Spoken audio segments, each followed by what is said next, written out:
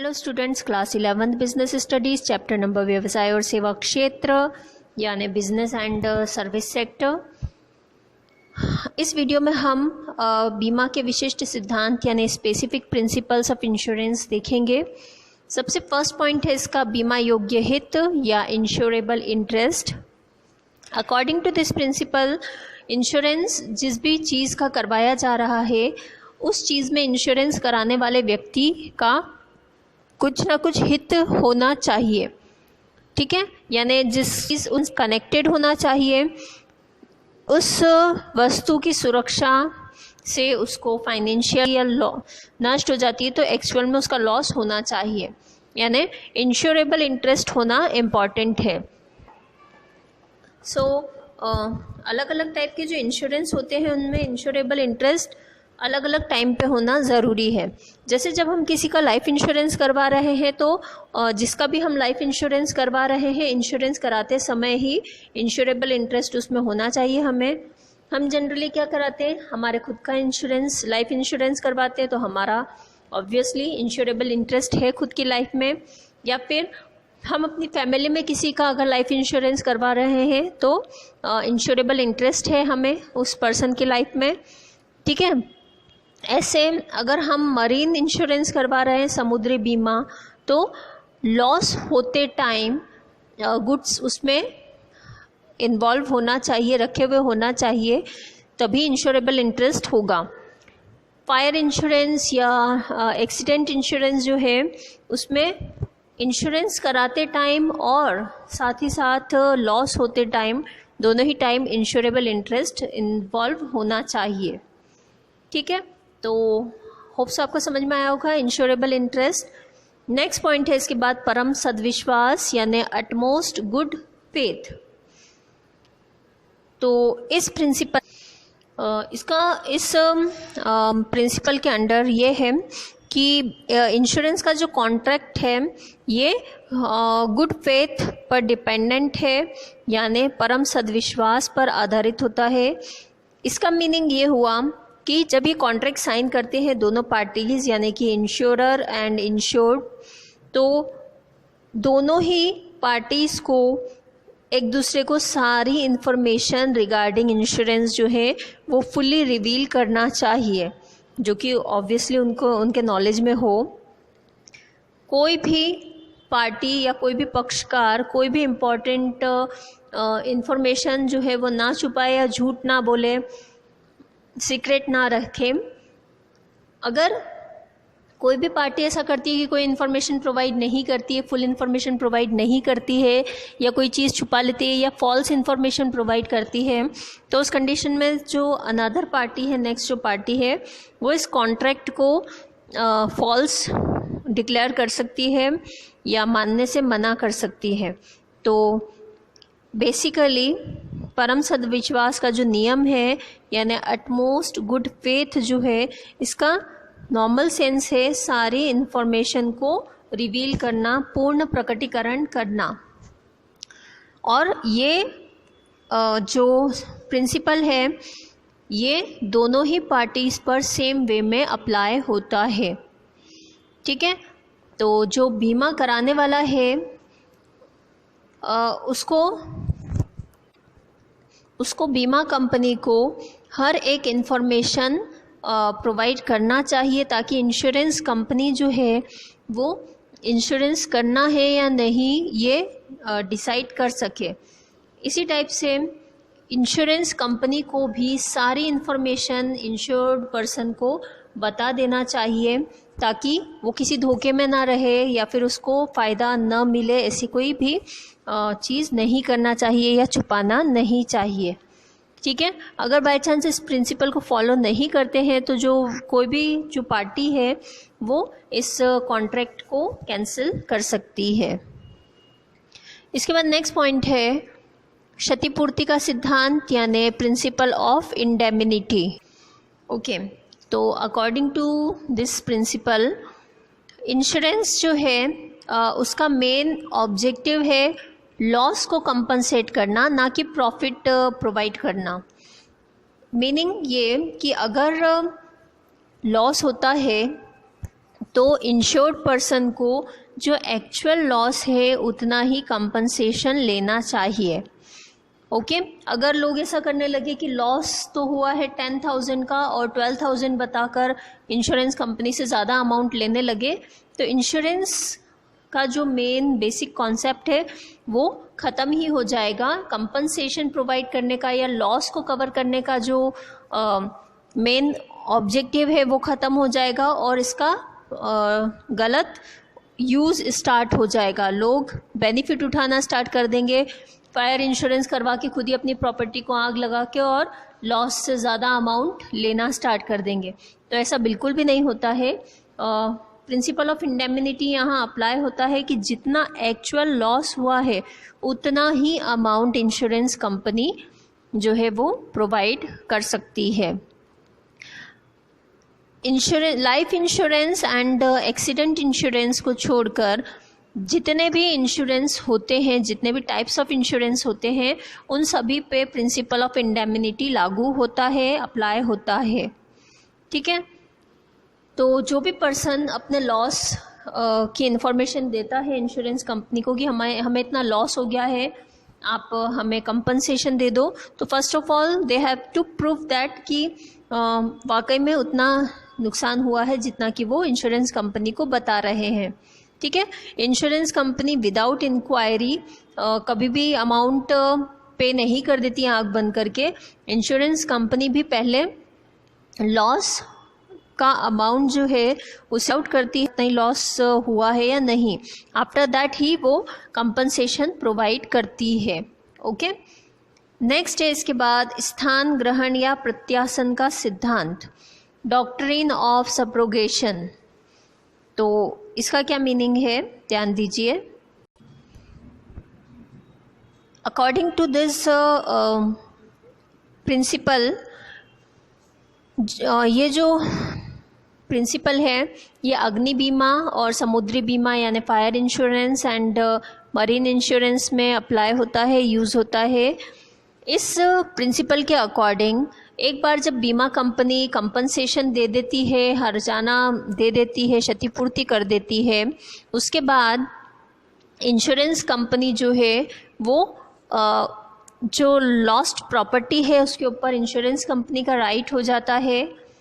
ठीक है, तो बीमा कंपनी को ये जो राइट है ये क्षतिपूर्ति देने यानी कंपनसेशन देने के बाद ही मिलता है। एंड जैसे फॉर एग्जांपल मैं आपको बताती हूँ कि मान लो एक पर्सन का जो हाउस है, मकान है, उसमें आग लग जाती है और वो आग से पूरी तरीके से नष्ट हो जाता है, ख़राब हो जाता है।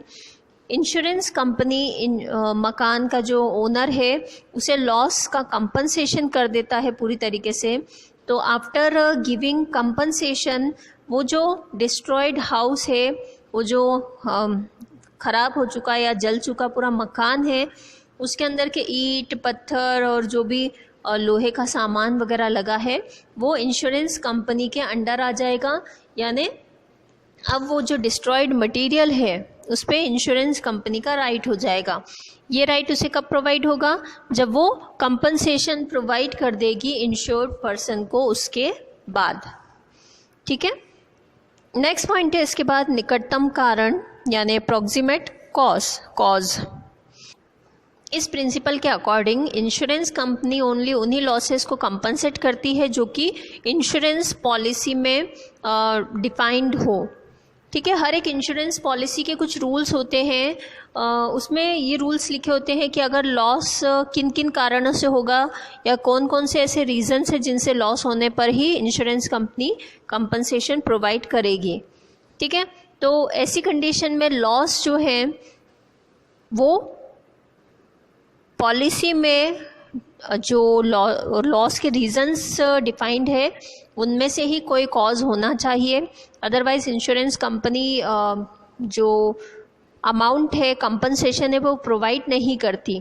समटाइम्स ऐसा होता है कि लॉस के 2-3 रीज़न होते हैं, तो पॉलिसी में रिकॉर्डेड अगर कोई रीज़न हो निकटतम तो उस कंडीशन में कंपनी कंपनसेट करती है। जैसे मान लो मरीन इंश्योरेंस करवाया, मरीन इंश्योरेंस का क्या रहता है कंडीशन कि अगर जहाज़ जो है वो डूब जाए या जहाज़ का एक्सीडेंट हो जाए, जहाज़ कहीं से टकरा जाए, माल गिर जाए, या जहाज़ डूब रहा हो माल भी डूब जाए उसके साथ में, या डूबने से पहले थोड़ा बहुत बचा लिया, आधा माल डूब खराब हो गया गीला हो जाने की वजह से, तो ये सारे रीजंस ठीक है। बट बाय चांस मान लो कि शिप पर या कार्गो जो है उसके ऊपर चूहे बहुत थे और चूहों ने पैकेजिंग ख़राब कर दी और अंदर का मटेरियल ख़राब कर दिया, तो इसके लिए इंश्योरेंस कंपनी रिस्पॉन्सिबल नहीं होगी कंपनसेशन प्रोवाइड करने के लिए, बिकॉज मरीन इंश्योरेंस की कंडीशंस में ये कंडीशन इंक्लूडेड नहीं थी। ओके तो लॉस का जो रीज़न है वो निकटतम होना चाहिए, प्रॉक्सिमेट कॉज होना चाहिए, जो इंश्योरेंस पॉलिसी में कॉजेज़ लिखे हों उनसे रिलेटेड होना चाहिए। उसी कंडीशन में इंश्योरेंस कंपनी जो है कंपनसेशन प्रोवाइड करती है। नेक्स्ट है इसके बाद हानि को न्यूनतम करना, यानी mitigation of loss. According to this principle ये एक नॉर्मल रिस्पॉन्सिबिलिटी भी है। अगर किसी प्रॉपर्टी का इंश्योरेंस है और उसको लॉस हो रहा है तो उस लॉस को मिनिमम करने के लिए या उस लॉस को कम से कम लॉस हो ऐसा ट्राई करना ज़रूरी है। ठीक है, जैसे मान लो किसी ने अपने गोडाउन का इंश्योरेंस करवा रखा है और उसमें आग लग जाती है, फायर इंश्योरेंस करवाया और आग लग जाती है, तो वो पर्सन अगर ये देखे कि हाँ आग लग गई और वो सोचे कि अरे मैंने तो इसका इंश्योरेंस करवा रखा है, जल जाने दो, जल जाए तो जल जाने दो, अपने को क्या, अपने को तो इंश्योरेंस का अमाउंट मिल जाएगा, नया बनवा लेंगे, वैसे भी पुरानी बिल्डिंग थी, टूट के गिर जाए जल के तो अच्छा है। तो ऐसा बिल्कुल भी नहीं करना चाहिए। फर्स्ट जो रिस्पॉन्सिबिलिटी है ओनर की वो क्या है कि जैसे ही उसे पता चलता है कि गोडाउन में आग लग गई है, सबसे पहले फायर ब्रिगेड को कॉल करके बुलाना चाहिए और लॉस कम से कम हो इसके लिए ट्राई करना चाहिए। अगर ऐसा नहीं करता है कोई इंश्योर्ड पर्सन तो उस कंडीशन में भी उसको इंश्योरेंस का जो अमाउंट है वो पूरा अमाउंट मिलने में प्रॉब्लम हो सकती है। ओके तो अकॉर्डिंग टू दिस प्रिंसिपल ये ट्राई करना चाहिए कि लॉस जो है वो कम से कम हो। नेक्स्ट पॉइंट है हमारा दोहरा बीमा का प्रभाव, इफेक्ट ऑफ डबल इंश्योरेंस और principle of contribution. According to this principle अगर किसी प्रॉपर्टी का दोहरा बीमा करवा रखा है, यानी मान लो एक ही प्रॉपर्टी का दो अलग अलग इंश्योरेंस कंपनी से इंश्योरेंस करवा रखा है, तो इट डजेंट मीन कि लॉस होने पर दोनों ही कंपनीज अलग अलग लॉस को कंपनसेट करेगी। जैसे मान लो कोई गोडाउन में आग लगी और 50,000 का लॉस हो गया, तो ऐसा बिल्कुल भी नहीं है कि दोनों इंश्योरेंस कंपनी 50,000 रुपीज़ उसको देगी। ये तो उसके लिए डबल बेनिफिट हो जाएगा कि माल तो जला 50,000 का और मिल गए 1 लाख, तो सीधा सीधा 50,000 का यहाँ तो बेनिफिट हो जाएगा। तो ऐसा नहीं होता है। अगर एक ही प्रॉपर्टी का एक से ज़्यादा पॉलिसी ले रखी उस पर, तो लॉस अगर कोई एक इंश्योरेंस कंपनी लॉस कंपनसेट कर रही है तो दूसरी से वो कंपनसेशन नहीं ले सकता, और अगर दोनों कंपनियां कंपनसेशन प्रोवाइड कर रही हैं तो वो पॉलिसी के अकॉर्डिंग प्रोपोर्शन में कंपनसेशन प्रोवाइड करेगी। पूरा लॉस दोनों ही कंपनियां कंपनसेट नहीं करेंगी। ओके तो ये थे हमारे स्पेसिफिक प्रिंसिपल्स ऑफ इंश्योरेंस। इसके बाद डबल इंश्योरेंस मैंने आपको ऑलरेडी समझा दिया। एक और कॉन्सेप्ट है जो मैं आपको बताना चाहती हूँ यहाँ पर, दैट इज़ पुनर्बीमा या री इंश्योरेंस। री इंश्योरेंस हर एक कंपनी जो है इंश्योरेंस कंपनी एक लिमिट तक ही लॉसेस जो हैं वो बियर कर सकती हैं, उससे ज़्यादा लॉस बियर करना हर एक कंपनी के लिए पॉसिबल नहीं होता है। बट समटाइम्स क्या होता है, मान लो कंपनी का जो रिस्क बियर करने की कैपेसिटी है उसकी लिमिट हो रही है, बट कोई कॉन्ट्रैक्ट ऐसा है जो कि प्रॉफिटेबल लग रहा है, बेनिफिशियल लग रहा है फर्म के लिए, तो ऐसे में इंश्योरेंस कंपनी अपने लिमिट से बाहर जाकर रिस्क बियर कर लेती है और कॉन्ट्रैक्ट साइन कर लेती है। बट ऐसे मामलों में इंश्योरेंस कंपनी जो है वो उस प्रॉपर्टी का री इंश्योरेंस यानी किसी और दूसरी बीमा कंपनी से भी इंश्योरेंस करवा लेती है, सो दैट बाय चांस अगर एक्चुअल में लॉस होता है तो उसको कंपनसेट पूरा ना करना पड़े, दूसरी इंश्योरेंस कंपनी से भी कुछ अमाउंट कंपनसेशन का उसे मिल जाए। ओके, तो इस तरीके से री इंश्योरेंस का जो कॉन्ट्रैक्ट है ये दो इंश्योरेंस कंपनीज के बीच में होने वाला कॉन्ट्रैक्ट होता है। इंश्योर्ड पर्सन का इससे कोई भी लेना देना नहीं रहता है।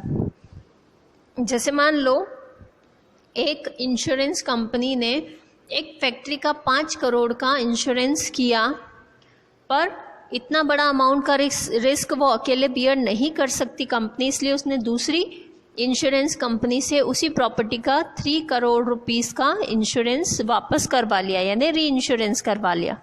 ओके, तो इस तरीके से री इंश्योरेंस किया जाता है। ओके, होप सो आपको ये दोनों कॉन्सेप्ट समझ में आए होंगे, री insurance and double insurance along with specific principles of insurance. Thank you.